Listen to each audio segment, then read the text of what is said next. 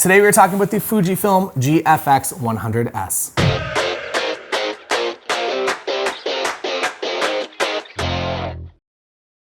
Over the past couple of weeks, I've had the absolute joy of using this Fujifilm GFX100S. And if I could summarize my experience in one word, that word would be lifelike. That I'm getting a lifelike feeling of these images when you look at them on a big screen that I haven't yet experienced in my full frame photography. And I know that that's a very subjective thing to say. I'm gonna do my best to kind of explain what I mean by that throughout the course of this video. To give a little bit of background, or I guess perspective of who I am and where this review comes from, I am a working photographer. I'm a commercial photographer, more so than a wedding photographer this year. I'm in Canada, so our situation still not perfect, I guess. Not a whole lot of weddings happening. I'm doing a lot of commercial work, and my usual tools are full frame digital SLRs and mirrorless cameras. Stepping up to the medium format, the thing that I immediately noticed, not even the resolution necessarily, but just the three-dimensionality to these images that I haven't really felt from any of my camera and lens combinations in the past. And that brings me to something maybe that I would like to talk about kind of first off here, and that is the end use of your images. If you are somebody that is shooting everything for Instagram for a smaller screen, you probably don't need to step all the way up to something like this, that your Fuji X-T4 will be totally fine. Where I do feel like this camera comes into play is when you are looking at images on larger screens or in print at close viewing distances. What I think is kind of going on is just the bit depth that is coming out of this camera. The tones and the colors that you have with the 16-bit images, you really have access to a lot more tones. Basically, as you're jumping up from bit to bit, if you're an 8-bit image to a 10-bit image to a 12 to a 14 to a 16, you're not gaining like an extra 2 bits. You're actually gaining significantly more than that. It's a scale that goes a little bit more kind of like that than just something that would just climb linearly like you would maybe expect. With the bigger sensor, you essentially get bigger pixels, which means you get more usable dynamic range, and dynamic range that feels nicer. So when you walk into a scene and you're looking at a scene that has a lot of latitude, that you're actually able to capture that a lot more close to real life, especially when it comes to landscape photography, when it comes to skin tones. We'll talk a little bit about that throughout this review as well. And what Fujifilm does amazingly well, specifically even in the JPEGs, is that the skin tones that come off of those film simulations they're very pleasing and very nice to look at. I typically am somebody that I'm not looking for 100% exact accuracy and replication of what's happening in real life, although this camera is totally capable of it. What I'm actually looking for is something that maybe is a little bit prettier than real life. As a wedding photographer, as a commercial photographer, everybody wants to look their best. And I do really feel like this camera has that in mind through however it's been programmed, but it does really create pleasing images that I look good in, and I think that my subjects look good in as well. To mention a few things of the transition from, I guess, my mirrorless and digital SLR cameras into Fujifilm medium format, it is a little bit slower, but it is by no means as slow as I expected it to be, especially with such huge files. If you're a hybrid shooter shooting both photography and video, if you're trying to run like a fast-paced environment like a wedding day and you're trying to get the photos and switch to video mode and also get the video as well, I don't think you're gonna be able to do that. I don't think this is what this camera is designed for, but what you will be able to do is get those really key images, and it's going to force you to slow down just a little bit, not a lot, and you're going to be photographing with a little bit more intention when you hit the shutter, that you know that this is an image that is designed to be printed.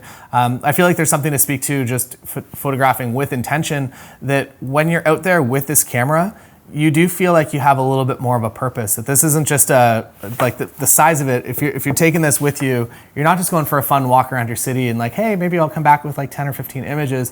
You're usually going out with a specific image to capture, to print, or to display on a larger screen. In my wedding work, I have on here the 45 to 100 millimeter f4 lens. For weddings, I would probably be looking at the 81.7, and I would be using that prime lens throughout the entire day.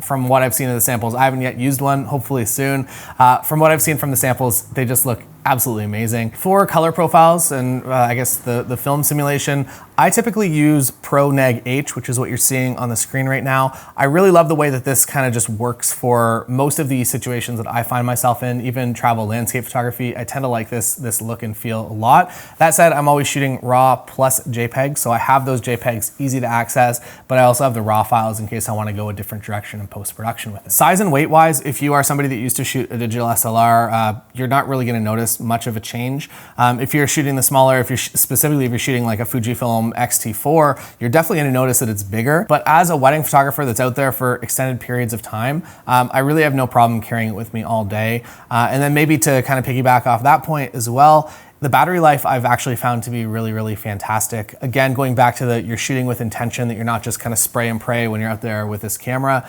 Shooting with intention, I feel like you can definitely get through, at least I experienced our weddings are a little bit shorter this year than ever before. I easily got through the entire wedding day just with this single battery, and I don't even think it went below half. It was still far above half. Some of the interesting things, I guess, with shooting such a high megapixel camera is that you have a lot of ability to crop. Speaking from my experience, wedding day, I typically, whatever I'm shooting, that is the final image that I outsource all my processing. There's actually a video coming up this week. If you're a wedding photographer, subscribe to this channel, that I talk all about my outsourcing process. And because of that, I typically just whatever I want the final image to look like, that's how I shoot it. That includes going into crop mode within my cameras from time to time to just kind of make sure that that's the final image. What you get with this camera is you get the ability to pretty much crop, I'm not gonna say infinitely, but significantly more than you could ever really have a need for. This also kind of includes it specifically for weddings, for family formals. I'm photographing 4 people standing up this way. I can just take a landscape photo and I can just easily leave some space on the sides, and I can crop that into a vertical too. So rather than retouching a number of images, you can just retouch one image and just crop it in a slightly different way. When it comes to landscape photography, the obvious benefit of this camera is you get a lot of megapixels. The not so obvious benefit, and the thing that I really can feel when I look at these images, is the bit depth from within these files that in this case here, I have many more blues than I would ever have had I been shooting this on a 10-bit or an 8-bit camera. I don't have the official, the numbers of like, this is how many shades of blue there are in this file versus another camera.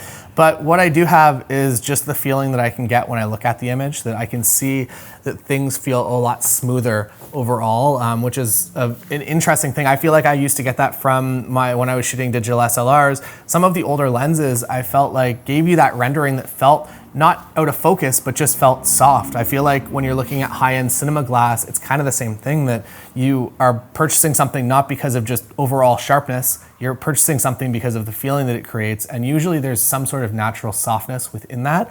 I find that when I photograph with this camera, I get that natural softness to the image that just makes something that's very pleasing to look at overall. The ergonomics overall of this camera, they fit my hands very well.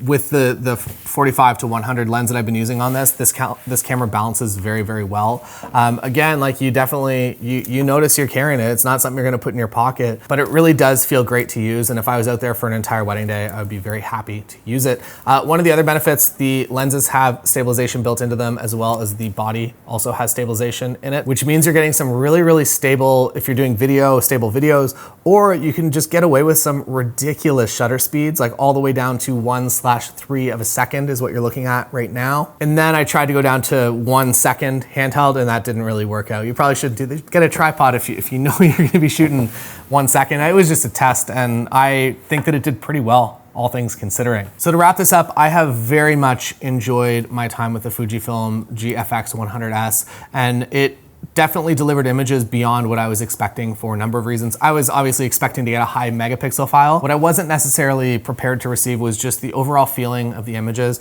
And I know that there's a lot of talk about like the medium format look, and it's like, how do you quantify that? I don't know how. You definitely know when you're looking at things on a larger screen. You definitely know when you're looking at a print. But then it all comes down to your end use, that if you know you're photographing everything and it is simply for online branding, that's your gig, and very rarely are things ever going to be printed, and it's pretty much like that your entire business lives online. Do you need this camera? I don't know. Is it fun to use? Yeah.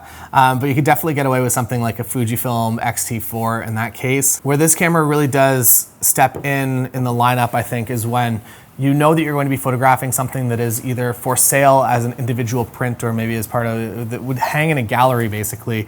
That is the feeling that I'm getting when I'm photographing with this camera, that the images feel like they could very easily be in a gallery, that somebody could pay money for that specific individual image. Put an image that was shot with this camera up against something that was shot from a digital SLR in that gallery environment, and I am 100% certain that you are going to pick this camera every single time. So if you enjoyed this video, please like this video, and don't forget to subscribe, especially if you are a wedding photographer. There is a lot of wedding photography content up here on the channel. Also go check out John Branch if you're a Fujifilm shooter as well. He's an awesome dude and has a lot of really great content up there as well. That is all for today.